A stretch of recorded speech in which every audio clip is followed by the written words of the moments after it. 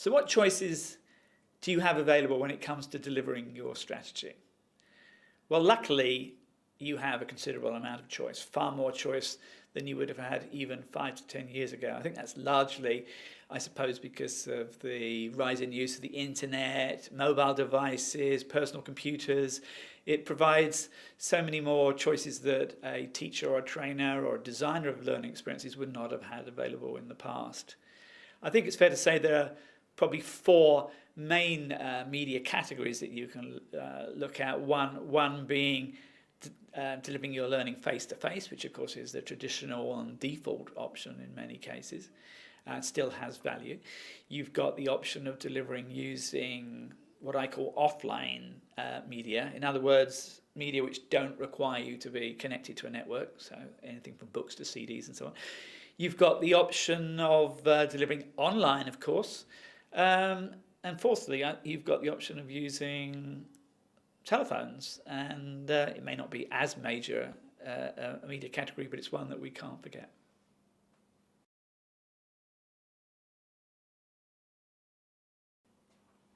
So why would you want to conduct a learning activity on a face-to-face basis?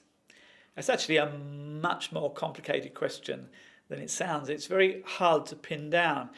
But it's a very, very important question that I think we all have to figure out for ourselves. What difference does it really make being face-to-face, eyeball to eyeball? And I think that there's no doubt that when you are face-to-face, it's a more rich, multi-sensory experience. Or even if just for the fact that you've got 3 additional senses than you would have if you were watching a video, for example. That obviously makes some difference, not a huge difference in learning terms, but some difference. Sometimes you need to interact with people or the physical world in some way in order to learn the particular thing that you're trying to learn.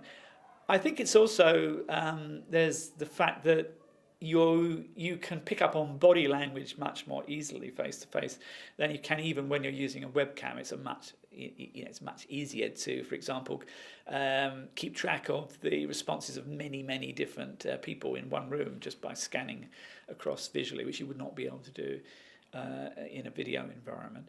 So all of those are important. I think that there's also a little bit of sometimes I want to say, well, I was there. I was at that football match. I was at that gig at the theatre when that actor was performing.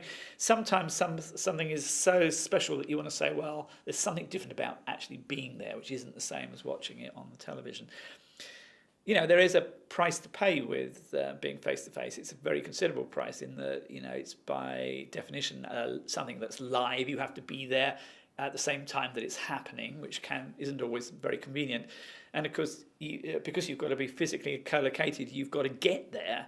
And as we know, that a considerable amount of time gets spent getting from one place to another, time and money. And of course, there's an environmental angle to that as well.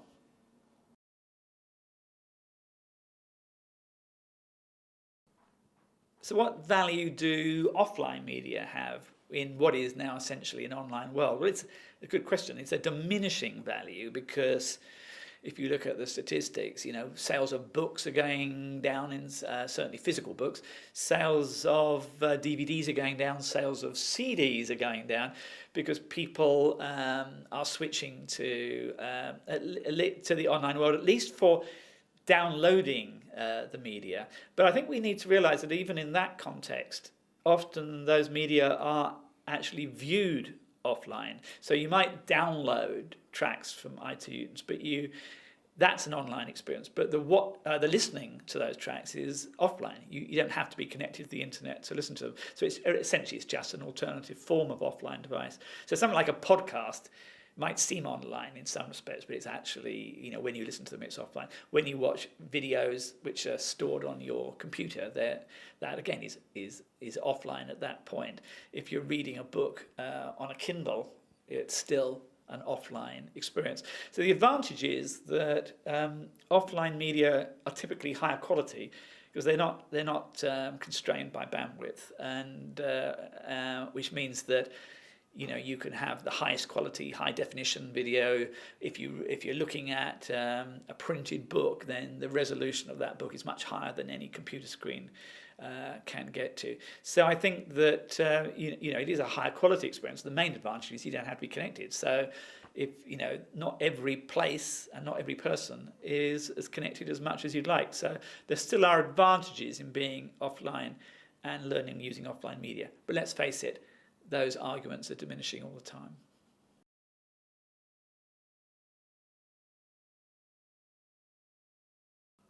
So surely online delivery is fast becoming your default choice.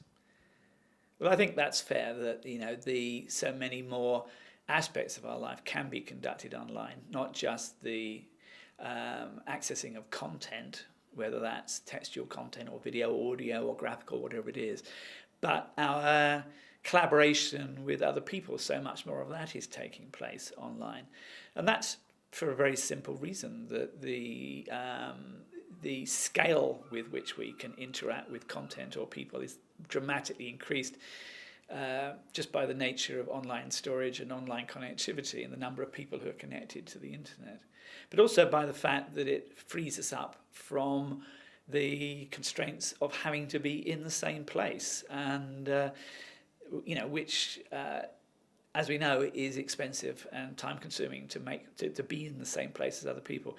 So what we have to work out, I think, is if it isn't absolutely essential to be face-to-face, which I think we can agree that sometimes that is essential, then online delivery is almost definitely going to be our most efficient option. So I think we should be looking to that as our second choice.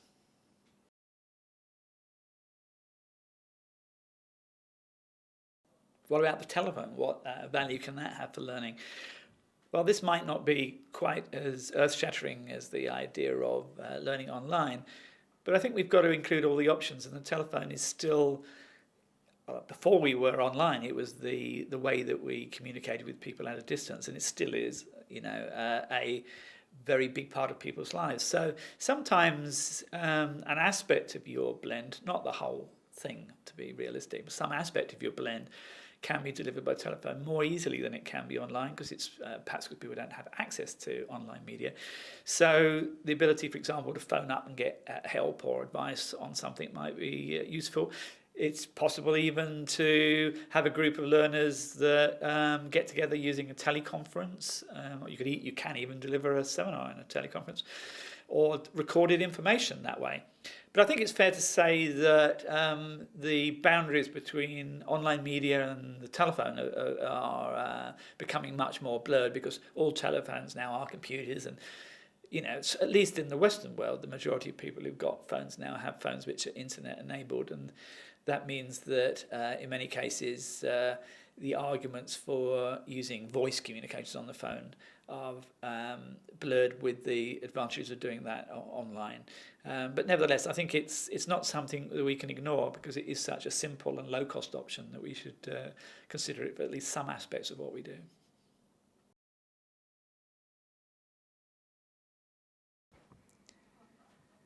So our last consideration has been media. You might wonder why that is. Well, it's a good question, because in many cases in real life experience, the reverse happens. We start with media. We start by saying we're going to write a book on this subject. We're going to create a piece of e-learning. We're going to design a classroom course. The danger of doing that is that we're jumping to a solution without really understanding our problem. We don't know enough about the learning requirement. We don't know enough about the audience. We don't know enough about the constraints and opportunities available to us. We've also, and most importantly, we could have not properly thought through what's required to make this an effective experience. In other words, we haven't thought properly about the methods that we need to employ. So you could get yourself into a situation where you have decided that you're going to do a piece of e-learning, when in fact it could be that a collaborative group experience is the ideal way of teaching the particular skill that's necessary to meet your requirement. You sort of locked yourself into a medium without actually first thinking about the strategy that you need to employ. So for that reason, we treat media as the last consideration, because essentially the medium is a choice about efficiency, it's not a choice about effectiveness.